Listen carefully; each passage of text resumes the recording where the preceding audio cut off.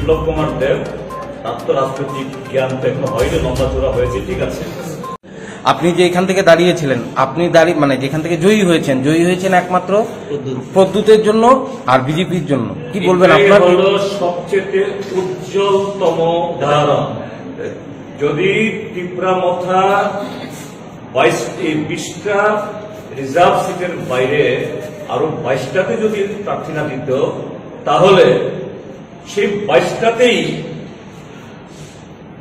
CPIM এবং কংগ্রেস এবং লেফটের প্রার্থীরা জিতত, অর্থাৎ বিজেপি 32টা আসন -22 10 হত। বিপ্লব কুমার দেব, তার তো রাজনৈতিক জ্ঞান তো এখনো হয়নি, লম্বা চূড়া হয়েছে, ঠিক আছে, কিন্তু রাজনৈতিক জ্ঞান হয়নি। রাজনৈতিক জ্ঞান আরো দিন দিন আরো ছোট হচ্ছে, সে অঙ্কটা বুঝো।